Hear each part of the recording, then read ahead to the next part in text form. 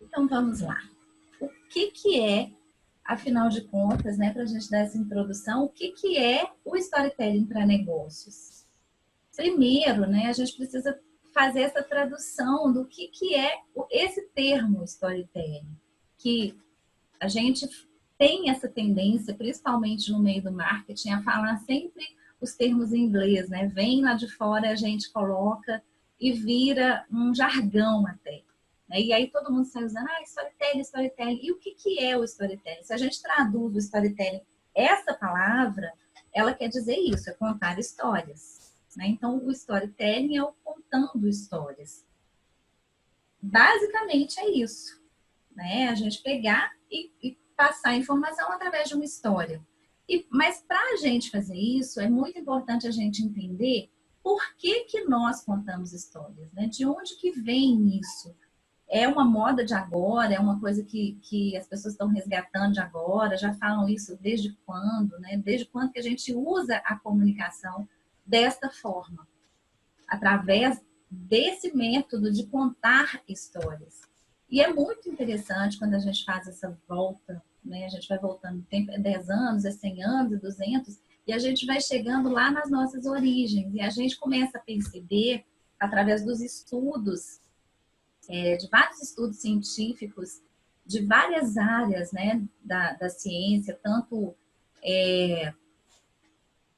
de diversas especialidades, né, que se unem para estudar sobre isso, e aí foram descobrindo que o nosso cérebro, a forma como o nosso cérebro decodifica as informações é através de histórias. Então, o nosso cérebro, ele aprende através de narrativas, ele entende e decodifica através de narrativas, porque aquilo que ele não consegue contextualizar é descartado, não chama a atenção. E aí, de onde que vem isso, né? E aí foram fazendo esse estudo e voltando no tempo e foram descobrindo que nós contamos história desde a ancestralidade. Então, lá nos primórdios, a forma como a gente se comunicava com os outros, né? Os nossos pares ali, era através dessa narrativa, porque era assim que a gente conseguia transmitir uma mensagem. Então, eu gosto muito dessa imagem aqui, né? E eu imagino que era bem assim mesmo. Né? Sentada ali em volta da fogueira, ainda não existia palavra. Então, como é que eu ia comunicar? Eu tinha que gesticular e contextualizar aquilo de alguma forma. Eu tinha que não era só eu desenhar um bicho na parede, aquilo ia ser uma coisa. Então, eu tinha que contar uma história através daquilo ali para que as pessoas entendessem, mesmo quando eu não tinha essa palavra, né, não sabia verbalizar, então era através dos gestos, dos sons, e eu fazia aquela cena acontecer ali. Eu criava aquela cena que estava ali. Então era uma narrativa que estava sendo criada. E aí trazia uma compreensão. E essa compreensão que foi responsável pela nossa sobrevivência através dos anos. Porque ali eram compartilhados os perigos, as conquistas, as vitórias. E aí depois veio o advento da linguagem, né? A gente começou a criar os sons ali, começou a criar a linguagem, depois começou a escrita.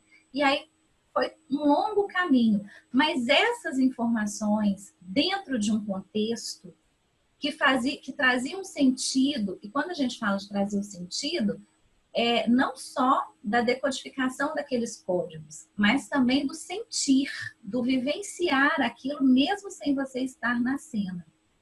Então, a gente era, desde a antiguidade e até nos dias de hoje, a gente é capaz de ouvir aquela história que está sendo contada por aquela pessoa, mesmo que eu não tenha vivenciado aquilo, eu consigo me colocar dentro daquela cena e sentir o que aquele personagem sente, né? E trazer aquilo, informações importantes para a minha sobrevivência até nos dias de hoje. Então, quando alguém fala, né, eu vou te contar uma história, por que a gente chama atenção? Porque isso traz informações muito importantes para várias coisas, inclusive para que a gente poupe energia, porque a gente sabe que o nosso cérebro ele é uma máquina que busca formas melhores para que a gente faça o que a gente tem que fazer, ou que a gente decida, sem que a gente gaste tanta energia. Porque gastar muita energia pode significar morte, pode significar prejuízo de alguma forma. Então, quando nós fazemos isso, através da história, a gente não está gastando energia física, a gente só está aprendendo aquilo ali, né? Então, olha só, então ele fez isso e deu ruim, ele fez isso e deu certo. Ah, então talvez na hora que eu tiver que decidir eu posso fazer assim, e aí pode dar certo também para mim.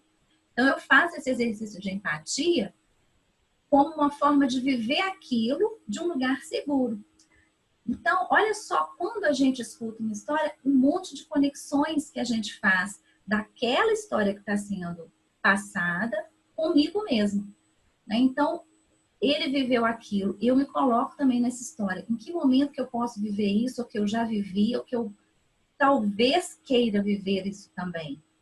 Né? E experimentar isso pode ser bom para mim. E aí eu vou criando essas conexões e busco também se eu tenho algo a contribuir com isso e se aquilo vai contribuir comigo